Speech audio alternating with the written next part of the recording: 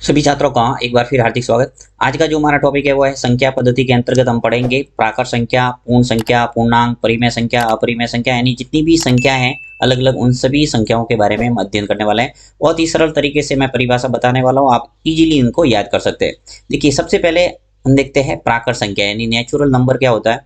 कि प्राकृत संख्या की परिभाषा होती है एक से अनंत तक, यानी एक से अनंत तक की जो संख्या है उसको कहा जाता है प्राकृत संख्या। तो परिभाषा आप लिख सकते हैं कि एक से अनंत तक की संख्या को प्राकृत संख्या कहते हैं।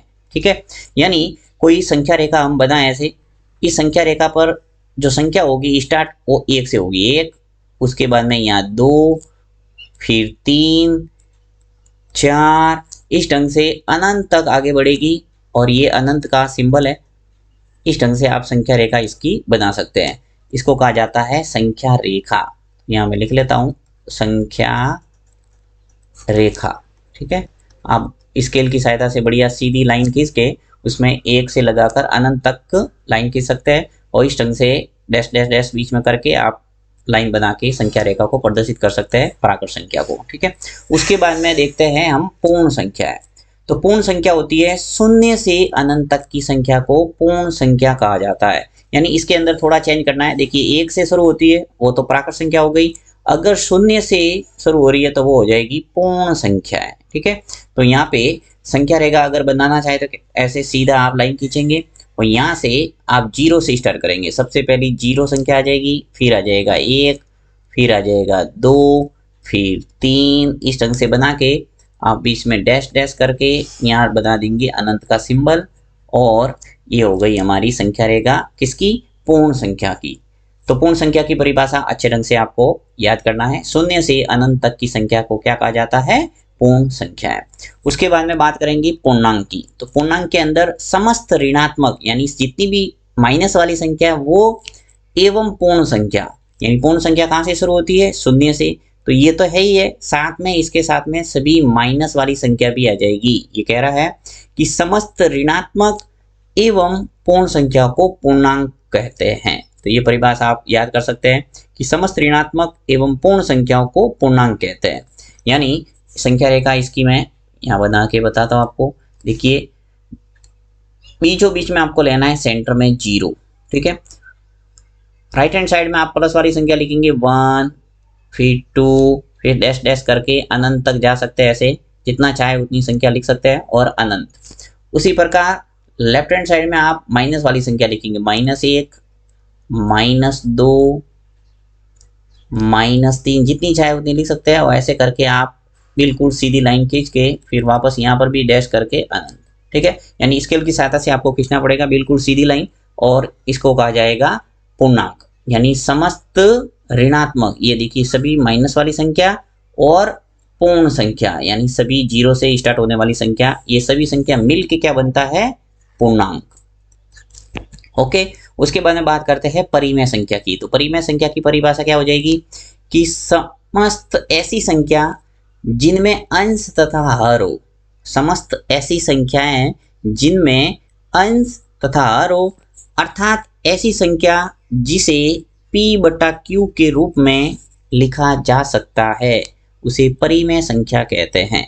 ठीक है, परिभाषा याद कर सकते हैं कि समस्त ऐसी संख्या जिसमें अंश व हर हो तथा ऐसी संख्या जिसे p बटा q के रूप में लिखा जा सकता है उसे परिमेय संख्या कहते हैं। ठीक है, बहुत ही इजी परिभाषा है, आप एक दो बार प्रैक्टिस करेंगे याद हो जाएगी। अब समस्त ऐसी संख्या जिन्हें अंश व हर हो, यानी मैं फॉर एग्जाम्पल के तौर पर लिखता हूँ जैसे 3/4, तो ये जो संख्या हुई है उसको कहा जाएगा परिमेय संख्या। यानी इसके अंदर जो ऊपर वाली संख्या उसको क्या बोलते हैं, अंश। ठीक है, नीचे वाली जो संख्या उसको बोला जाता है हर, ये आपको बेसिक पता ही होगा। तो अंश व हर जिसमें दिखता है एक तरह से ये फ्रैक्शन है, यानी भिन्न भी इसको कहते हैं हम। तो इस टाइप की संख्या जिसके अंदर अंश व हर दिखे, अर्थात जैसी संख्या जिसे p बटा q के रूप में लिख सकते हैं। तो ऊपर वाली संख्या ये p हो गया, नीचे वाली संख्या q हो गया। तो p बटा q का रूप अगर दिखता है तो हम कहेंगे उसे परिमेय संख्या। तो इसके अंदर सभी माइनस वाली संख्या भी आती है, यहाँ तक कि जीरो है वो भी एक परिमेय संख्या है। तो आप कई एग्जाम्पल इसके लिख सकते हैं, यानी जिसे p बटा q के रूप में लिख सकते हैं वो सभी संख्या क्या हो जाएगी, परिमेय संख्या। फॉर एग्जाम्पल जैसे देखिए मैंने सिर्फ लिखा 2, तो ये 2 है वो भी एक परिमेय संख्या है। क्यों? क्योंकि 2 को मैं p बटा q के रूप में आराम से लिख सकता हूँ। कैसे? देखिए 4 बटा 2 हम लिख सकते हैं आराम से, क्योंकि 4 के अंदर 2 का मैं भाग दूंगा तो वापस मुझे प्राप्त हो जाएगा 2। यानी कि किसी भी संख्या को अगर p बटा q के रूप में आप लिख सकते हो, इसका मतलब वो परिमेय संख्या है। डायरेक्ट कभी आपको देखने को मिलेगा p बटा q का रूप, कभी आपको पूर्णांक के रूप में भी देखने को मिल सकता है। तो आप देखना है कि उसे p बटा q रूप में लिख सकते हैं या नहीं।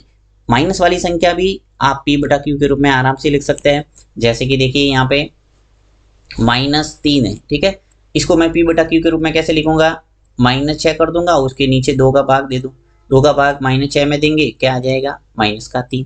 ठीक है, तो इस ढंग से आप आराम से कोई ऐसी संख्या है जिसे p बटा q के रूप में लिख सकते हैं, वो सभी संख्या कहलाएगी परिमेय संख्या। नेक्स्ट बात करते हैं अपरिमेय संख्या की। ये परिमेय संख्या की जस्ट विलोम है। देखिए ऐसी संख्या जिसे p बटा q के रूप में नहीं लिखा जा सकता, उसे अपरिमेय संख्या कहा जाता है। परिमेय संख्या की परिभाषा हमने क्या क्या याद की है कि ऐसी संख्या जिसे p बटा q के रूप में लिखा जा सकता है, उसे हम क्या कहते हैं? परिमेय संख्या।